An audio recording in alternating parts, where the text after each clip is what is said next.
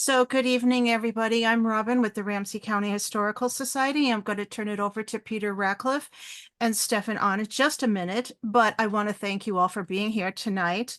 And I want to thank both the Eastside Freedom Library and the Ramsey County Libraries for their support for this series of programs. I hope that you all will consider supporting the Ramsey County Historical Society and the Eastside Freedom Library with your memberships and donations. We rely on those to keep offering these programs and keep bringing you more programs throughout 2024. And Peter and I are working very hard on those, and they will be up on our websites. We do have a great program coming up on February 15th with David Mock. He will be talking about the Norwegian immigration and culture in the Twin Cities. His book is called Heart of the Heartland. That will be at a different time on our usual History Revealed. It will be at 1 o'clock in the afternoon because David will be joining us from Norway. So we did not want to ask him to join us at 3 in the morning his time. So again, that Zoom sign up is up on our websites. So please feel free to check that out and then join us next month. As a reminder, I want to ask everybody to please keep your microphones and cameras turned off during the program, and please put your questions and comments in the chat. Peter and I will monitor those and we'll read those off for Stefan to answer. And the program is being recorded. It will be up on our RCHS YouTube channel and up on the Eastside Freedom Library's YouTube channels shortly, probably the first part of next week. Again, please feel free to enable closed captioning if you need to do that. We appreciate everyone being here. And I want to have a statement that acknowledges this sacred Dakota land. Minnesota Makoche, the land where the waters are so clear they reflect the clouds, is the ancestral and contemporary homeland of the Dakota people. It is also home to the Anishinaabe and other indigenous peoples. RCHS acknowledges that its sites are located on and benefit from these sacred Dakota lands.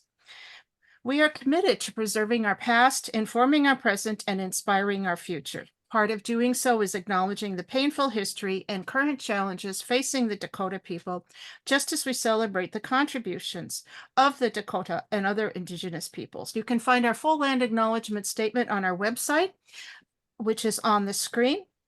And that includes actionable ways in which RCHS pledges to honor the Dakota and other indigenous peoples of Minnesota Makoche. So we are going to continue our Making Minnesota series and History Revealed series throughout 2024, as I mentioned. And we're really pleased to bring you tonight's program. I'm going to turn it over to Peter to introduce our speaker for tonight. I have muted.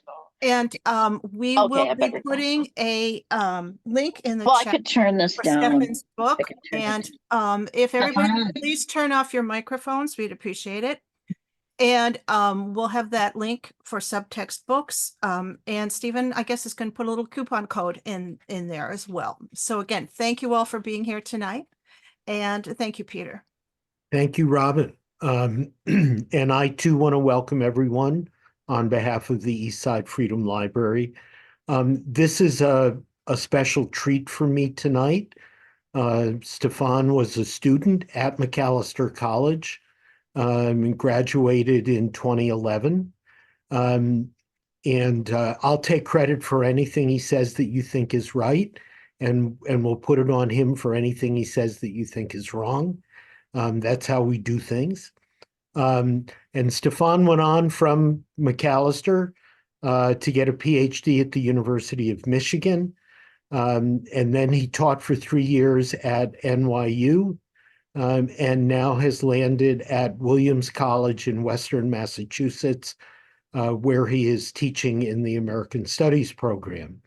And he and his partner are expecting an addition to their family within the next couple weeks. Maybe another historian coming along the way. A lot of his work has been about race, colonialism, and violence, and how the ideological framework and narratives from the engagement on the part of settlers and colonialized settlers with indigenous people here in the Midwest and how that influenced the thinking and justifying and explaining American militarism around the world.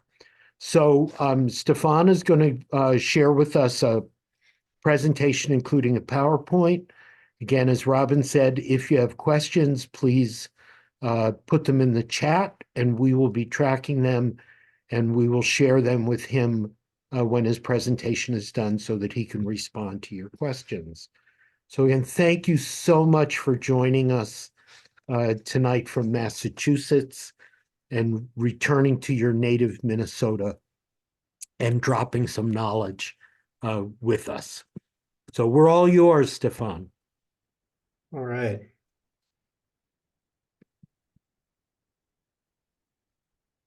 Screen share working okay, everybody? Perfectly. All right. So thanks for the introduction, Peter and Robin. I'm really grateful to be here this evening. Wish I could be there in person because I've got a lot of family in Minnesota, including some who are currently in the Zoom chat. But I'm excited to talk about my recently published book, Indian Wars Everywhere, Colonial Violence and the Shadowed Doctrines of Empire. And again, thanks to Peter, Robin, and everyone else that helped make this possible. So the research question for this project is, how has the violence of U.S. continental expansion shaped American militarism in the 20th and 21st centuries? And to answer this question, I examined military records, strategic manuals, personal correspondence, oral histories, literary text, and more to show how the process of continental expansion positioned Native peoples as proto-insurgents in their own homelands, subjecting them to often indiscriminate forms of violence.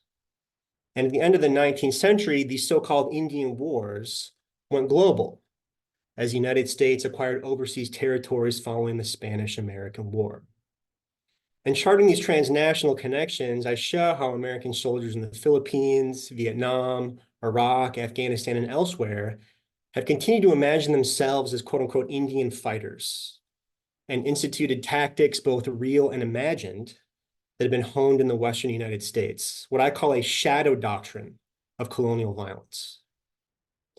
And ultimately, my research reflects on what it means for the conquest of Native peoples to be thought of as a sort of success that can be used as a blueprint for modern warfare. And since we live in a moment where the counterinsurgency tactics of the global war on terror are being deployed against indigenous water protectors at places like Standing Rock in 2016, or even more recently in other places in the upper Midwest, including Minnesota, understanding this history is more urgent than ever.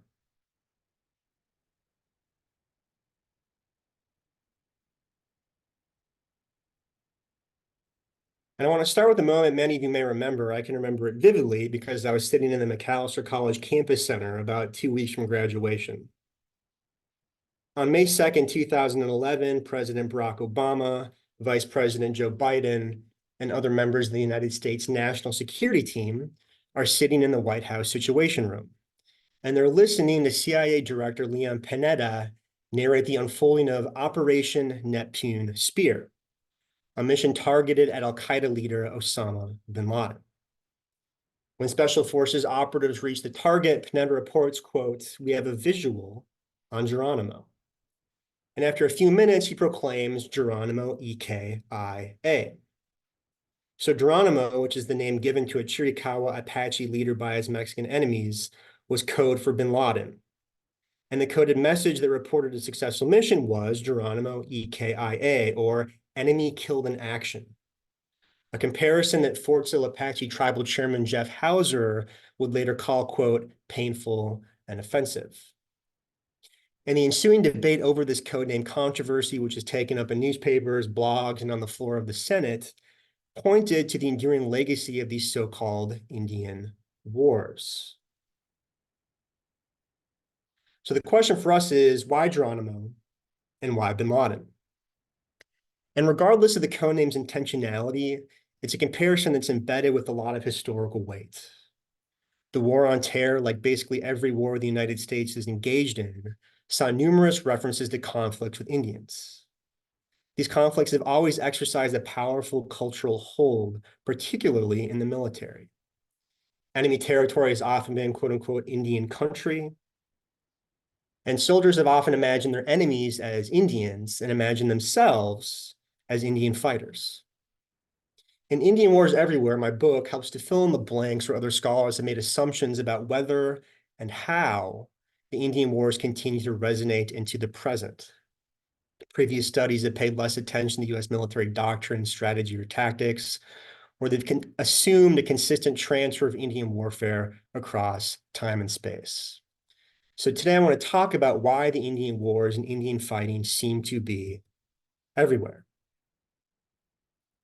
And that slash in Indian fighting that you can see on the screen is intentional, and it's used throughout the book to denote the kind of competing discourses that have rendered U.S. military violence as both fighting against Indians and fighting like Indians. And my goal today is to explore the persistence of these Indian wars, not just as an imaginative structure that shapes how people view conflict, but as what I call a shadow doctrine that informs the practice of U.S. military violence. And I use the term shadow doctrines to describe those military practices that emerge from the traces of colonialism that are embedded in American culture, as opposed to the military's official doctrine as compiled in manuals, training, and other forms of education. Where doctrine for the U.S. Army, for example, constitutes, quote, the principles the Army uses to guide its actions in support of national objectives, shadow doctrines are the resonances of ongoing U.S. colonialism that continually intrude on those principles. There's not an explicit continuity of Indian fighting doctrine in U.S. history, but there is the shadow of one. And the concept of shadow doctrines is particularly useful when exploring moments in U.S. history where violence intersects with race and colonialism, because these conflicts are often viewed as quote unquote savage or outside the mainstream of military action. The modern analogs for the savage war are the irregular war or the counterinsurgency. And there's a persistent tension between savage and civilized warfare throughout U.S. history. And that tension has often been negotiated through references to the Indian Wars. The image of the Indian seems to cast a long shadow that solidifies whenever the words savage, guerrilla, or insurgent are deployed in the service of empire. So because this book spans multiple centuries, multiple continents, and you can only do so much in about 30 minutes, I'm going to explore just a few brief snapshots of this history this evening that, when woven together, are going to help us see how the shadow doctrines of Indian fighting have traveled across time and space. And at the end of this talk, I'll show how the Indian Wars have re-entered U.S. military doctrine in the 21st century as a usable history and a blueprint for the counterinsurgencies in Iraq and Afghanistan. The mythologies of U.S. continental expansion were translated during the War on Terror into the more technical vocabulary of strategy and tactics. And as these histories resonate into the present in the form of code words, tactical studies, and historical lessons, we would do well to remember that calling these conflicts successful casts a celebratory light on a series of profound losses for Native peoples. And to reckon with the legacy of colonialism means facing up to the influence these conflicts have on ongoing patterns of U.S. military violence. Go ahead and pause that for a sec. In the final years of the 19th century, some of the U.S. Army's most famous generals, including William Tecumseh Sherman and George Crook, championed the importance of the Indian Wars. These generals remembered their frontier service not just as a kind of mythic national origin story, but as a crucial period of professional development, producing skilled soldiers with a wealth of expertise to draw on. However, an even stronger current urged the Army to focus on quote unquote civilized war, as wars with so-called savages had no place in the future. One U.S. Army officer argued that, quote, the idea that the Army only exists to keep the Indians in order should be pushed aside with a strong hand, for the Indian question will not last forever. As a result, very little of the U.S. Army's experience with 19th century frontier violence made it into training manuals or other formal venues of military doctrine. However, that did not mean that wars with Native people have no impact on American soldiers. I know Catherine Bjork's in the Zoom room right now, and her book, Prairie Imperialists, will be a great example of this history. When confronted with violence that challenged the norms of so-called civilized war, Americans have continually reminded themselves that they are, in fact, good at fighting, quote unquote, Indians. The US military did not preserve much of the Indian Wars in its doctrine, but it has continually deployed them as a story that gives meaning and legitimacy to violence.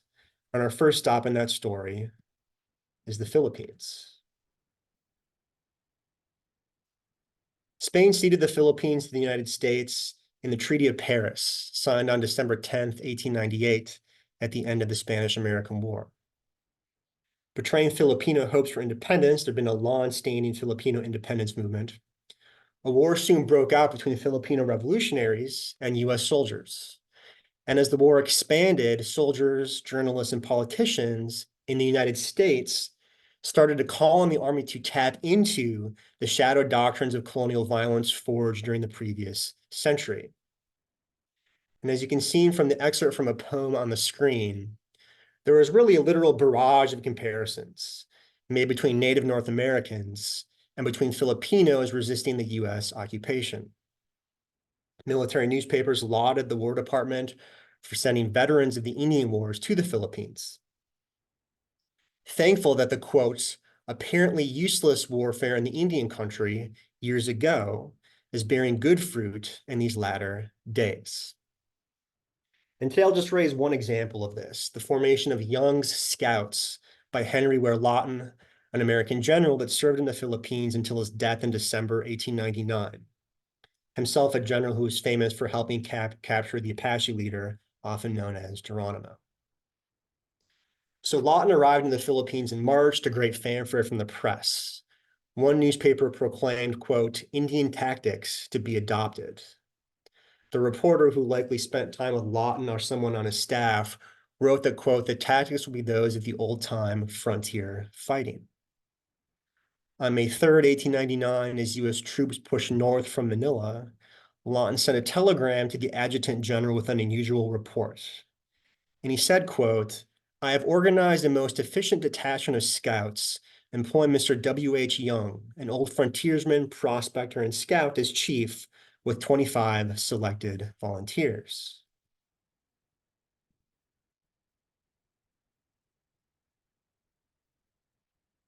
So Lawton first encountered this guy Young in April of 1899, when he noticed a civilian walking ahead of the troops as they advanced toward the town of San Rafael. Lawton summoned the strange man, intending to reprimand him and send him to the rear of the line, but this guy Young apparently made quite an impression on the general. He told Lawton he had been a scout in Indian campaigns, and he had made his way to the Philippines to, quote, help the boys. And the general was impressed, and he recognized Young's name as, quote, one who has done some gallant work against the Indians. And so this was enough to earn this itinerant civilian a chance to work his way into the general's good graces. And soon Young was in charge of an elite scouting unit of 25 soldiers.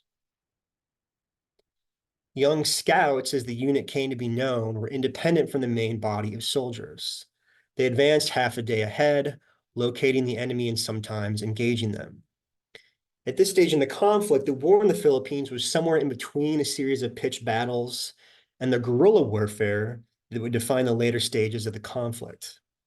And Young Scouts allowed Lawton to disrupt the ability of Filipino revolutionary forces to maintain their day-to-day resistance to the US occupation. And Lawton's reports consistently offered a ringing endorsement of the Scouts, and you can see that quote on the screen. He said, quote, the services of these Scouts have been from the beginning peculiarly valuable and are daily increasing in value as a result of experience. The individuals detailed were in all cases men who had either lived for years on our Indian frontier, were inured to hardship and danger, and skilled in woodcraft and use of the rifle, or had demonstrated their service in these islands peculiar fitness for the work contemplated, end quote. And so for Lawton, this Indian frontier is both a training ground and an instrument of validation. It had produced men uniquely suited to these sort of seek and destroy missions, and it discursively validated the Scouts' existence. They were Indian fighters. Therefore, they were effective Filipino fighters, effective counterinsurgents. Several soldiers in the Scouts were awarded the Medal of Honor in 1899, but Young died from an infected wound in May, and Young Scouts dissolved, many of them being recruited to serve as Scouts in their new units. And here you can see a scene that was produced by the U.S. Army National Guard of Young Scouts storming a town in the spring of 1899. So attention to this interaction between U.S. imperial culture and military violence allows you to start to see some of these connections between continental expansion and the Philippine-American War. U.S. soldiers in the Philippines, such as Lawton and Young, often narrated their experiences as an Indian war or imagined themselves as Indian fighters, which in turn influenced the form of American violence in the islands. The Philippine-American War has been largely forgotten in U.S. historical memory, and that amnesia has extended in part to the U.S. military, even though it's a history of counterinsurgency, it's a history of the use of torture, but nonetheless, it remains largely invisible. And that amnesia has extended in part to the U.S. military. In the aftermath of the war, the military neglected or declined to develop doctrine that would preserve lessons learned during the occupation. But despite this, American soldiers in future conflicts continue to use Indian fighting as a mechanism to reintroduce this history of irregular warfare into their strategy and tactics, a pattern we're going to examine next, jumping ahead just a couple of decades in World War II. During World War II, Indian country, quote unquote, was increasingly deployed as a signifier for enemy territory by American soldiers. And similarly, both civilians and soldiers called for the U.S. military to embrace Indian fighting as a particularly American way of war. For some, the challenges of World War II demanded a return to this imagined Indian fighter. So, despite the lack of doctrinal continuity between the Indian Wars and World War II, Americans began to reconfigure the symbolic meaning invested in colonial violence into a blueprint for the modern soldier. As you can see visually with these paratroopers on the screen who adorn themselves with war paint and mohawk haircuts before they dropped into Normandy in 1944. So throughout World War II, both soldiers and civilians encouraged the military to train the troops to be Indian fighters. This included everyone from newspaper correspondents to high-ranking Army officers. For example, one instructor at the U.S. Army Command and General Staff College, and you can see this quote on the screen, or actually, this one's coming up. He advised soldiers that they would find, quote, the Indian fighting style most appropriate in their service in World War II. Similarly, Colonel William F. Britton encouraged the Army to train its soldiers to be physically and mentally tough to make them Indian fighters. And he said, quote, and you can see this quote on the screen, our program must include the training of every American soldier, or at least all members of combat units, to be physically and mentally tough. We have plenty of historical precedents. The original settlers, the pioneers, the frontiersmen, the Indian fighters. These were a tough breed. However, with the more intensive settlement of our country, the breed has become scarce. Today, we must train our individual soldier in order to recreate the frontier type, end quote.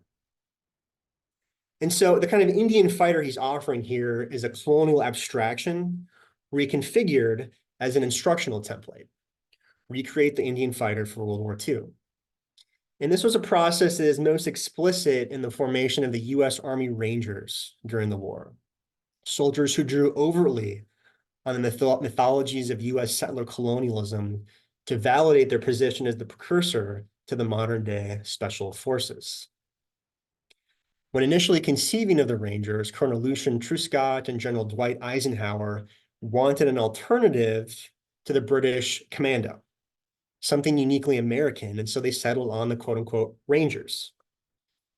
Truscott recalled that he, quote, selected Rangers because few words have a more glamorous connotation in American military history.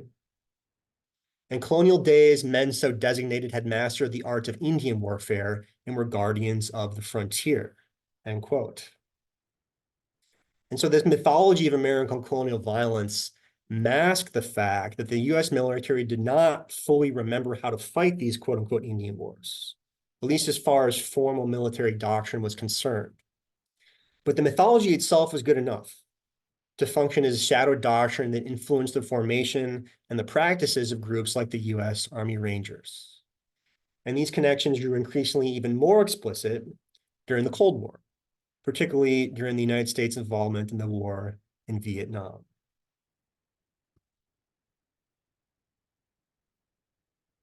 The violence of the Cold War, at least for many US soldiers, was defined in part by references to the Indian Wars. And nowhere was this more evident than in Vietnam. Vietnam was dangerous. And references to Indians was a shorthand for soldiers to communicate that danger as they engage in the sort of search and destroy missions that characterized much of that conflict.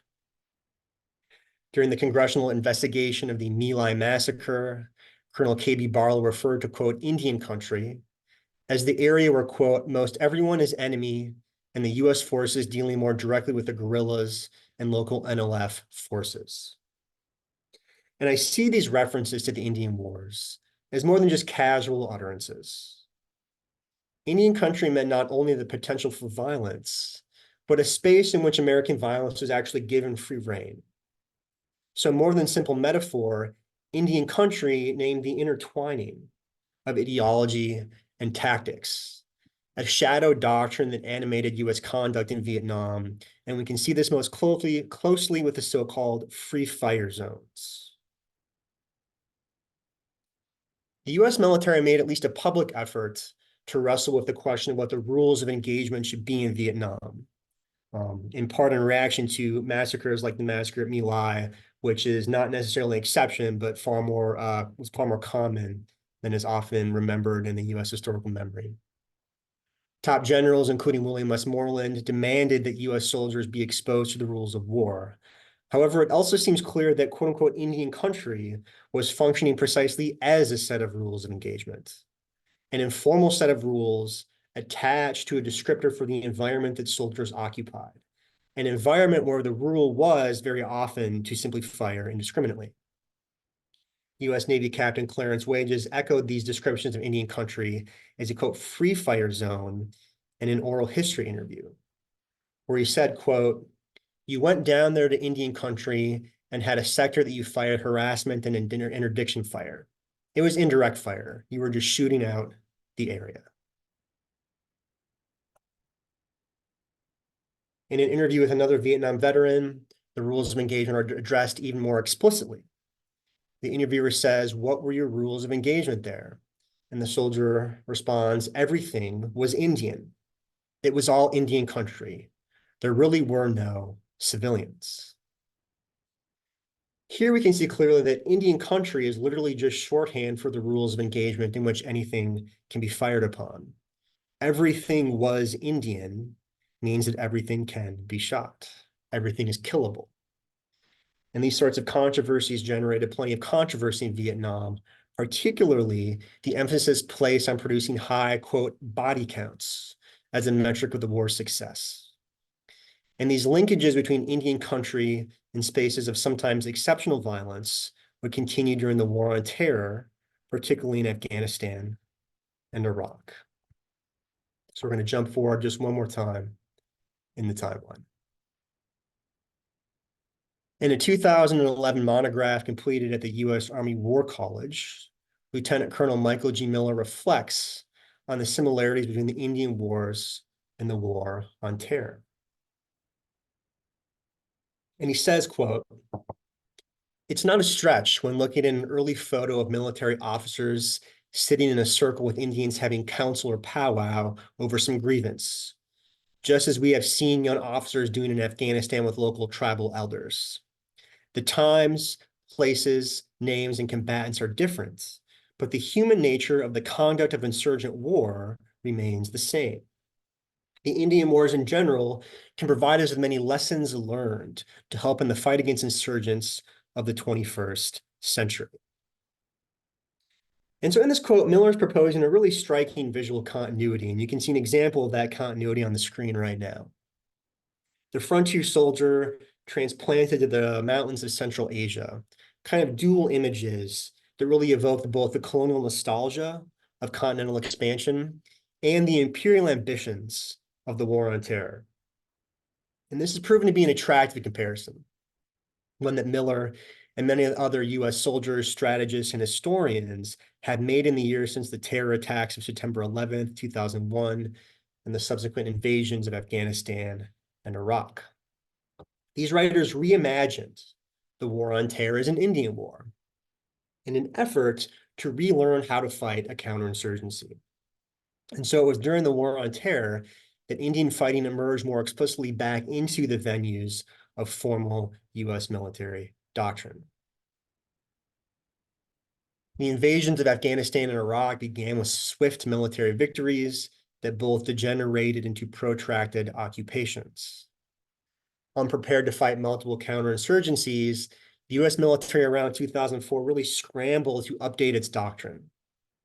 Irregular warfare had been out of vogue since the Vietnam War, an institutional scar so deep that the armed forces actively worked to forget what they had learned and not learned in Southeast Asia. And so in an effort to relearn counterinsurgency, the Indian Wars became a potent well of knowledge on which to draw. Baghdad, Kandahar, and other zones of the War on Terror once more became Indian country. And the Indian Wars became the focus of study at institutions of US military training. One publication from the US Army's Combat Studies Institute explains that, quote, there is a firm commitment within the Army's Combat Studies Institute that the Indian Wars hold particular relevance to the 21st century military. And it goes on to say, quote, today's soldiers find themselves, as did the frontier regulars of the 19th century, on an asymmetric battlefield with an enemy whose culture and fighting styles are vastly different from their own. A study of the Indian Wars offers the opportunity to compare, contrast, and discover the threads of continuity linking the Indian campaigns with the unconventional warfare of the 21st century. So on some level, of course, it's hardly surprising for military institutions to examine past conflicts to glean lessons for the future. However, the Indian Wars carry a kind of unique historical weight.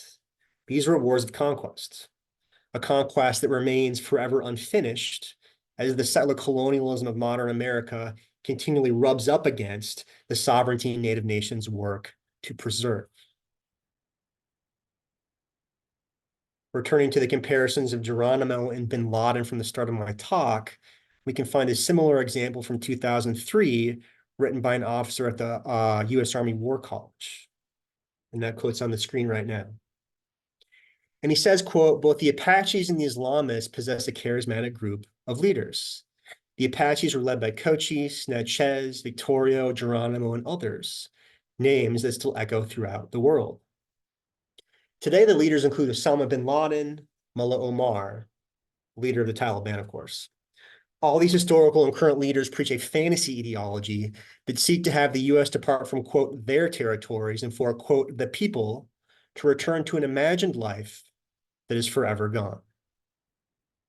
So in this quote, the officer at the War College constructs indigenous sovereignty as the original fantasy ideology and a long line of attempts to resist the power of the United States. And in doing so, the writer conflates indigenous resistance to settler colonialism with the atrocities carried out by al-Qaeda, stating explicitly the kind of implicit logic behind the bin Laden Geronimo codename controversy from 2011. Now more than ever, Native peoples are uncritically rendered as insurgents in military writing, particularly writing that attempts to apply lessons to the War on Terror. And ongoing Native sovereignty and the reality of conquest is submerged when Indian uncritically equals insurgent. And these military documents offer up these really seductive frameworks to wars in places like Afghanistan and Iraq, deserts, mountains, and tribes. And the Indian Wars become case studies. They offer historical examples that can be applied to the present. But critically, the case almost always has to do with shallow tactical or cultural similarities, really divested of political and historical contexts. In other words, these are often historical cases outside of history. The ready comparison that strategic writing makes between Arizona and Afghanistan, between the northern plains in the United States and the streets of Baghdad, has more to do with kind of imagined cultural ideas about Native peoples than it does actual history. And it betrays the ways in which cultural depictions of Indians continue to structure U.S. military discourses around insurgency. Filtering into U.S. military doctrine is a shadow doctrine that influences military violence. And in more recent years, this violence has once more refracted back home. So as you all probably remember, 2016 was a year of visceral and violent political moments. But few match the historical intensity of the Dakota Access Pipeline protests carried out by the Standing Rock Sioux and their allies. Videos and images, many of which were disseminated on social media apps like Twitter and Facebook, showed groups of water protectors repeatedly targeted by police and paramilitary security forces with quote unquote less than lethal weapons, which are of course weapons that are in fact frequently lethal. The images evoke the so-called Indian Wars of the 19th century, and they were a reminder, a particularly potent reminder of the ongoing violence of US settler colonialism. And so this really complex web of colonial histories plays out at Standing Rock as paramilitary forces deployed counterterrorism measures against indigenous water protectors, many of whom were themselves military veterans. And temporal boundaries seemed to blur, as if America's long counterinsurgency had come full circle. For example, private security firm Tiger Swan, which was hired by pipeline builder Energy Transfer Partners to disrupt the protests in coordination with law enforcement, utilized a range of counterinsurgency tactics against what internal memos described as, quote, an ideologically driven insurgency with a strong religious component. Elsewhere noting that the resistance to the pipeline, quote, generally followed the jihadist insurgency model while active, and quote, we can expect the individuals who fought for and supported it to follow a post-insurgency model after its collapse. And so Tiger Swan and other law enforcement groups really readily grouped the Water is Life movement under this eco-terrorist umbrella. And company leaders continue to compare anti-pipeline protesters all over the United States to Islamic terrorists, right? Bringing the strategy and the ideologies of the ongoing war on terror back home. And if the conduct of Tiger Swan, other private security firms, and both local and federal law enforcement during anti-pipeline protests is any indication, counterinsurgency is becoming one of the dominant paradigms to which law enforcement views domestic protest and civil disobedience. And this kind of framework of counterinsurgency was an inherently militarized framework, has again been used in Minnesota with struggles over the pipelines in Minnesota. So to conclude, it remains unclear where American warfare and counterinsurgency in particular is headed. Which brings us back to Standing Rock, as well as the urban and rural spaces where the Black Lives Matter movement and other movements for racial equality continue to push for the reform, if not the outright abolition, of American police forces. And given the violence enacted against protesters by police and federal agents in the aftermath of the murder of George Floyd in May 2020, perhaps we know exactly where counterinsurgency is headed. Once more into Indian country, into the police departments of American cities, and into the ranks of private security firms promoting the interests of capital, empire, and resource extraction. That's where I'll stop, and thanks for sharing some time with me this evening. Thank you, Stefan. That's great. We love to say at the Eastside Freedom Library that we want to promote a conversation between the past and the present. And you've given us a wonderful rendition of that kind of conversation, albeit we wish it wasn't happening, but this conversation between the past and the present. Robin, do you want to grab a question or two out of the chat and Sure. and pass them along? Yeah, and thank you, everybody. There's some Great questions. great Yep. questions coming up. I can't talk today. Um, so Richard had a comment. He asked about, and I'm going to mispronounce his name, Grenier's The First Way of War. I believe he wants to, a little bit of discussion on how your work might differ from that work, as well as he was also asking about how the early American wars against indigenous people included striking their farm fields and food supplies, from John Smith in Jamestown to the slaughter of the bison. And how much has this component of America's first wave war continued in recent decades? Yeah, thanks, Richard. That's a great question. It's been probably 5 or 6 years since I read Grenier's book. It's a good book. But he's part of a kind of larger conversation about the form that violence took in the United States, which is a conversation I think my own book enters into. And a lot of that conversation has kind of been an evolving analysis, the ways in which the violence in the wars between the US military and Native peoples was kind of differed or perhaps was exceptional compared to kind of quote unquote civilized war, the war that European empires imagined of fighting amongst themselves. In my own book, I call this the savage exception, which I think really gets baked into the kind of history of international law, the rules of warfare, and American violence. And so I think what you can see consistently is that in wars with Native peoples, so-called savages, right, the kind of ameliorating effects of civilized war are discarded or imagined as if they don't apply. And so you see a greater willingness to, as you say, strike population centers, strike food sources, strike non-combatants, right? There's a lot of historians that kind of date the emergence of this to the Civil War. But of course, if you look at Native American history, you see that from the very beginning, right, the wars with Native peoples are targeting population centers directly. The Seneca word for George Washington is town destroyer or town burner. And so, that continues to the present. During the Civil War, Francis Lieber's Lieber Code, which is the code that Lincoln commissions to kind of govern the treatment of Confederate guerrillas, makes references to wars with barbarians and says in these conflicts, right, these rules don't really apply. American soldiers in the Philippines cite the Lieber Code as justification for their exceptionally harsh treatment of Filipinos, including concentration camps, the use of different kinds of torture, and the killing of non-combatants. And so there is this kind of form of exceptional violence that I think it's baked into American warfare in certain kinds of ways.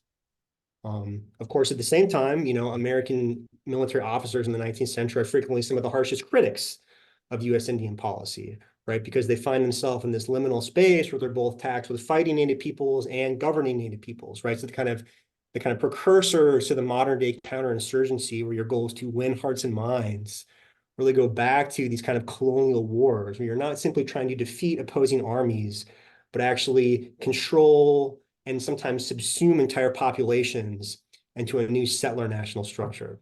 So thanks for the question. Yeah, that was a great question. Thank you.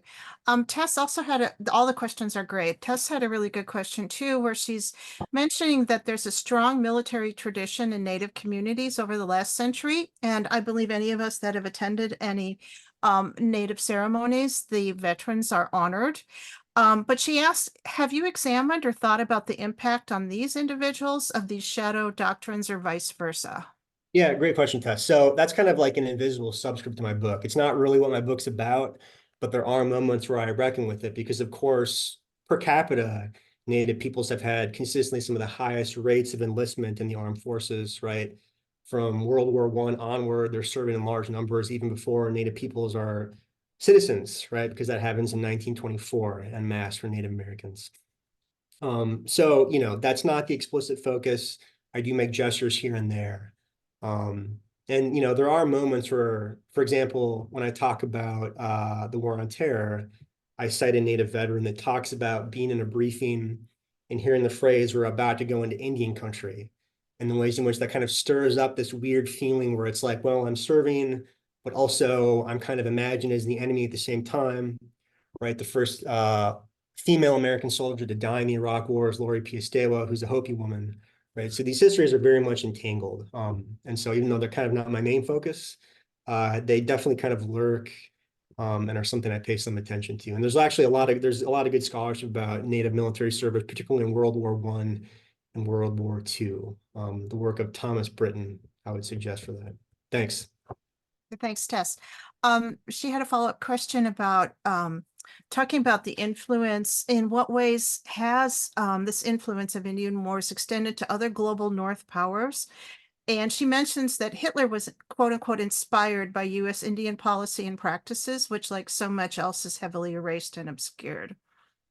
Yeah, so I mean, there is archival evidence that Hitler was aware of the reservations, and of course, Germany practices kind of genocidal forms of violence and concentration in German colonies in Africa in the early 20th century. So there's definitely a way in which the kind of obscene violence that emerges in the 20th century between European states had never been exceptional in colonial wars and colonial violence, right? In some ways, that was like the intrusion of colonial violence into the wars between European empires. And so as much as World War II was exceptional, right, it's also linked to longer histories of empire and colonialism, both with the United States and other European empires, right? The first bombers dropped bombs on Africans, right? Mussolini's fascist Italy is dropping bombs on Ethiopians in the 1930s. And so there's a way in which these kind of broader colonial histories are very much intertwined. And yeah, Hitler was definitely aware of the reservations. Let me jump in, and again, I want to encourage people to put questions in the chat. I want to ask Stefan, I know that among the people that you studied with at Michigan was Phil Deloria, and that many of us read Phil's book, Playing Indian, and that it had a big impact on how many of us tried to understand the evolution of whiteness in the United States. And so Phil argues in his book that white kids were brought up in their earliest years to think of themselves as quote unquote Indians, to play at being Indians. And yet we also now find through your work that there is a dominant narrative in the world of the American military that identifies Indian country and Indians and quote unquote savages as the enemy. Is there a schizophrenia among us white folks that at one point in our lives we're identifying with Indians, and then at a later point in our lives we're embracing an ideology that identifies the Indians as uncivilized and as our opposite and our enemies? What might you say about that, Stefan? Yeah, I mean, that's an interesting question. I think Phil's book, Plain Indian, which I would recommend if anyone's curious, is so much concerned with that moment in the late 19th, early 20th century where there's a lot of anxiety about the end of the so-called frontier, increasing industrialization, life has gotten easier, people don't have to struggle anymore. The imagined democratic expansion of the United States is this kind of crucible of democratizing struggle is gone. And now people are going to become effeminate. They're not going to be outdoors anymore, and so on and so on. And so tapping in carefully to some kind of primitive, quote unquote, identity, right, is that plain Indian theme that Phil writes about. It goes on in the Boy Scouts. It goes on in these secret societies. It's why people dress up like Indians for the Boston Tea Party. So that's part of the story. And I think, where my story may be different is it's about the kind of projecting of US power outward. And I'm certainly not the first person to write about this. People like Richard Slotkin, Richard Drennan, Catherine Bjork, who I already mentioned, thinking about the ways in which the stories Americans told about their continental expansion don't stop at the ocean, right? They keep going in certain kinds of ways. And so another author I might mention would be Jody Bird, whose book, The Transitive Empire. I'd recommend if people are curious about this question. It's a way of imagining the globe as a kind of object of U.S. security interest, right? It's dangerous, and the only way to deal with that danger is a kind of expansive, robust militarism, right? It's a kind of vision for the projection of American power. And I think one of the things I found writing this book is that as much as the kind of globe is imagined as Indian country, right? Enemies are imagined Indians. It's also about how American soldiers imagine themselves. And they consistently imagine themselves as Indian fighters, which becomes a kind of way for this germ of colonial violence to continually reemerge over and over again.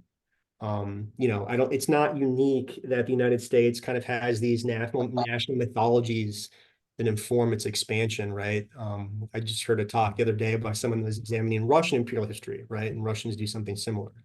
And so it's not like this is exceptional, but it is particular, and it's particularly colonial, the ways in which kind of American violence and expansion is continually imagined as this colonial struggle.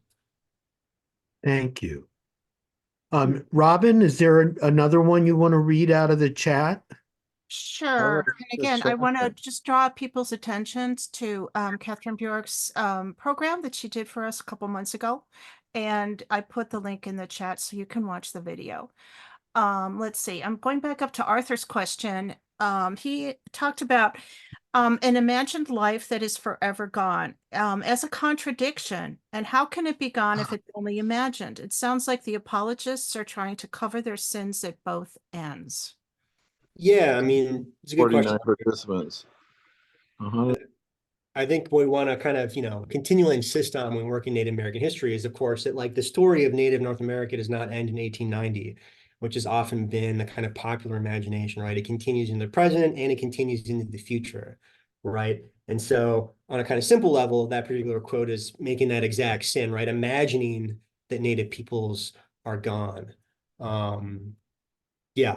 And so, and I think a lot of the scholars that work in Native American history are addressing exactly what you've raised, right? This kind of way in which Native American history is imagined as a kind of declension narrative or a story that has a beginning and an end, as opposed to something that projects into the future.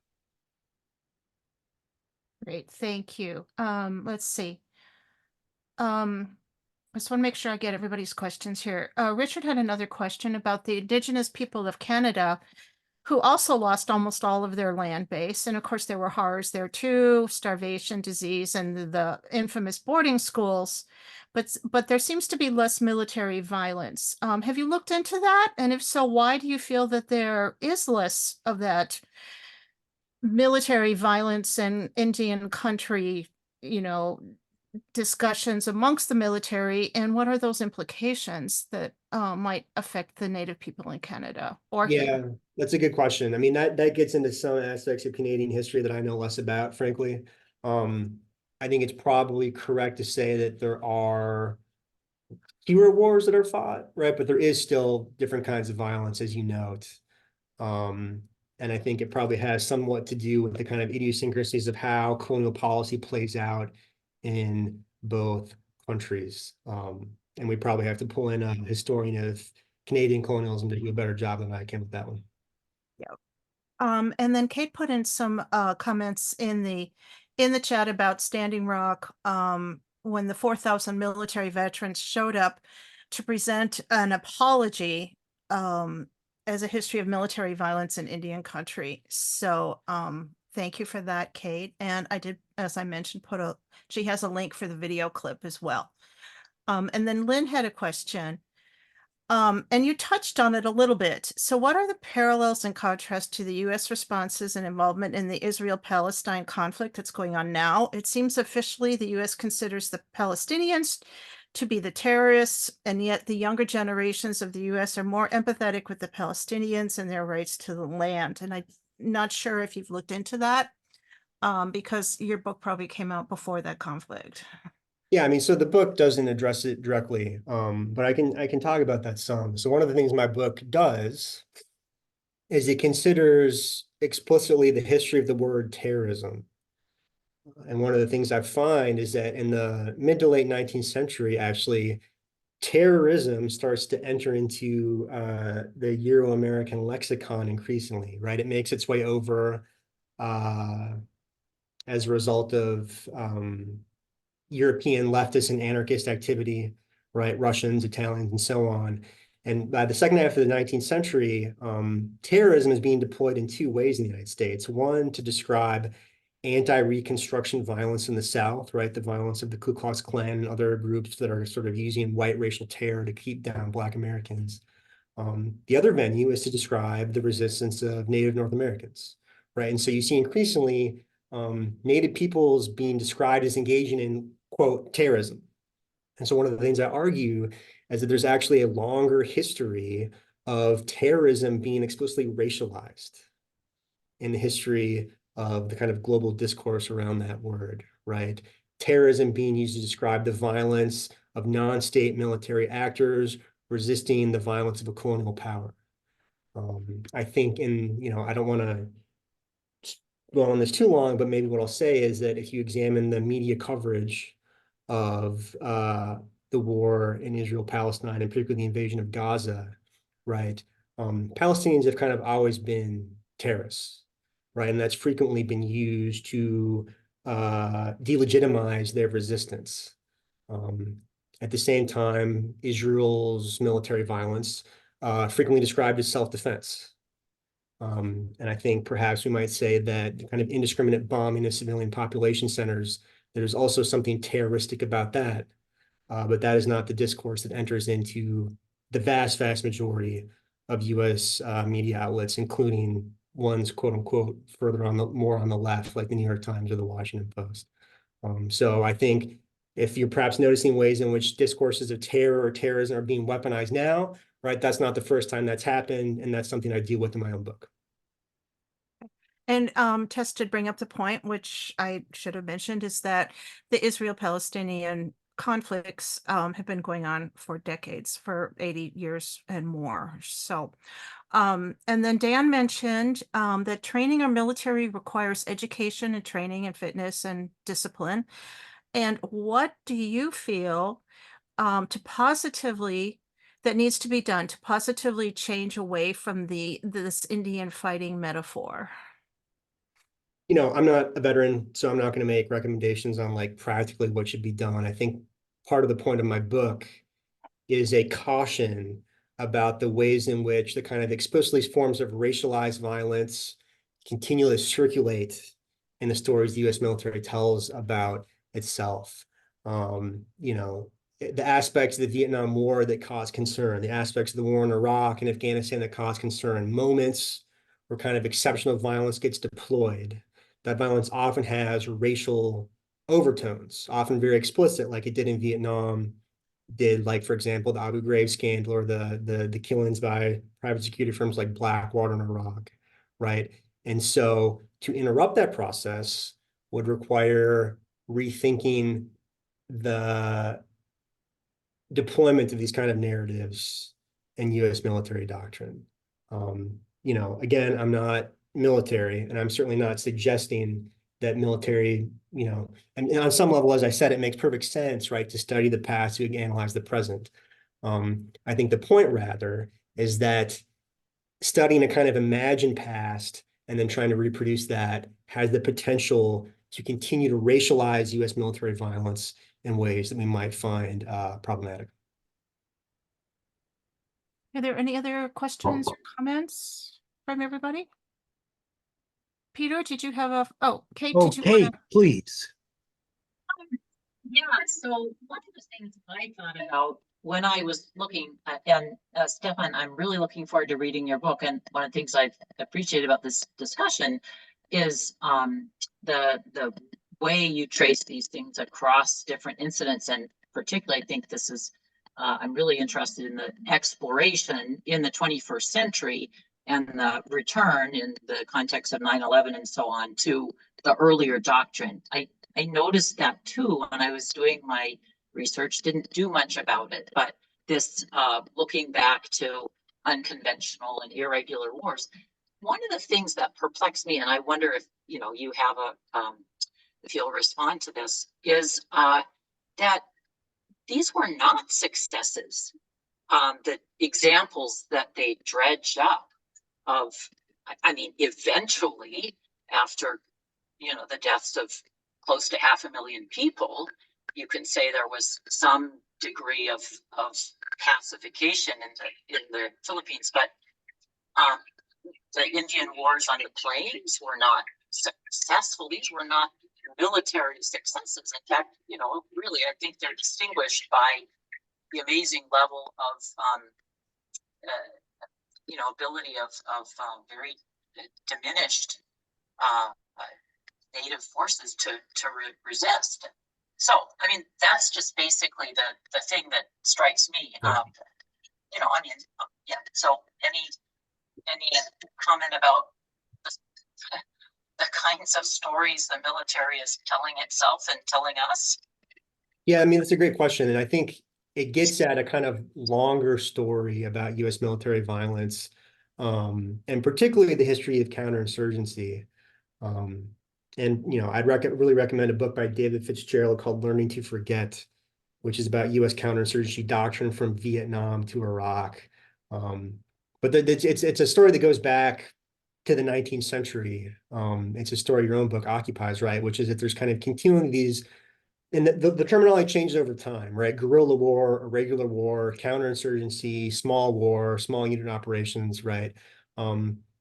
These conflicts are so often linked to certain kinds of colonial imperial processes that often result in certain kinds of indiscriminate violence, a lot of failure, and a lot of reckoning, or maybe not so much reckoning with the kind of implications, impact of that. And so what happens over and over again is that it is either forgotten, actively suppressed, right? So in the aftermath of the Philippine-American War, right, they commission this study and then they don't publish it because the conclusion is like, well, actually, the only thing that really worked was like extreme brutality. And also we want to fight these civilized wars in the future, so we really don't want to deal with this ever again. And yet it keeps coming back again and again and again. In World War II with the Rangers, and Vietnam and Afghanistan and Iraq. And so part of the story of my book is showing that part of that story is that like Indian fighting becomes the way to reintroduce this form of violence when it's been forgotten or suppressed, or kind of actively not remembered and not preserved in doctrine. You know, similar thing happens in the aftermath of Vietnam. They say, we don't want to fight a counterinsurgency again, right? We want to fight a kind of conventional war. We don't want to have this kind of like hearts and minds thing going on. And then, of course, inevitably, in Afghanistan and Iraq, they once more find themselves in long-term, large-scale occupations that demand this kind of hearts and minds thing, right? What in the 19th century Tecumseh Sherman called duties foreign to our military training, right? Why are we being asked to like administer clothing and food and build stuff, right? Our job is to fight. And yet again and again, they're pulled into these kind of counterinsurgent, civil military combination operations. And they try to forget it. And then it happens again. And then every time kind of Indian fighting is the germ that reintroduces that history back into the military. Great. I mean, I just have one thought, which is that Indian fighting is the metaphor and the culturally recurring pattern here. I think that the failure to escape from that pattern is because we're an empire, right? That's why we can't escape from the atrocities and the horror that's going on. It is the potent, it is the most potent kind of imperial story, without a doubt. So other empires have other reasons they cannot extract themselves, and I guess, you know, Sherman just didn't know that. And that the expansion into the rest of the continent, into the original Indian country, is the, you know, that's the first, that's laying down the great groundwork of that empire. Yeah. Anyway, that's just a thought I have about that. Yeah. Thank you very much. This was a great presentation. Yeah, thanks. Thanks, Kate, for your comments. Dan, I think we answered your question, hopefully, about, you know, recommending change. So, and again, you know, he made the comment that no such thing as a civilized war. And does Anybody else have any questions? Peter, do you have some wrap up? Maybe a big sweeping one. Part of what I think the Israel-Palestine ongoing conflict now has been raising is whether this concept of settler colonialism is a concept that we can use all over the world, or if it has to be used very specifically.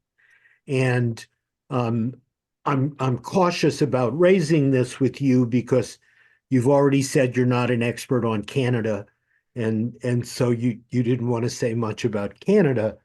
But what do you think about this concept of settler colonialism? You know, are you describing something that's peculiar to the United States, or something that any imperial power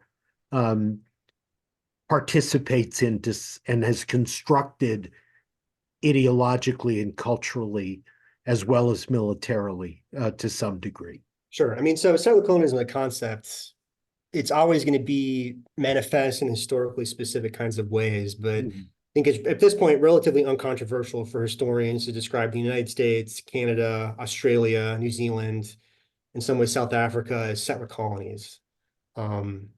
Describing Israel as a settler colony, as you might imagine, more fraught. Some of the main theorists of settler colonialism, like, for example, Lorenzo Veracini, describes Israel as a settler colony. That's obviously a not uncontroversial kind of characterization. But yeah, it's certainly not just the United States. Not every imperial power engaged in settler colonialism, but many of them did. And the utility of that concept, or the usefulness of its concept, has been both to describe particular kinds of colonialism that are premised more on replacing as opposed to extracting resources and labor.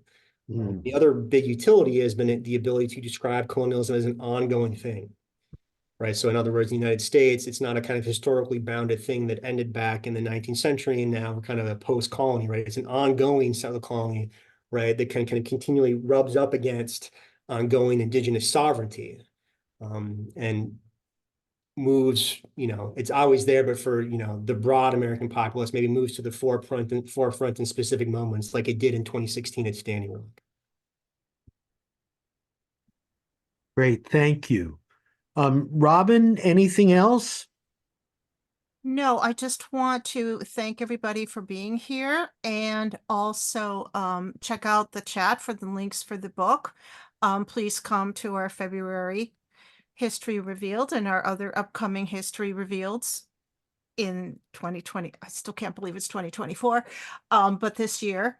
And yes, watch for the video of this great presentation. And I want to thank Stefan for being here. Again, the Eastside Freedom Library for their partnership, and all of you for participating. So again, thank you all so much.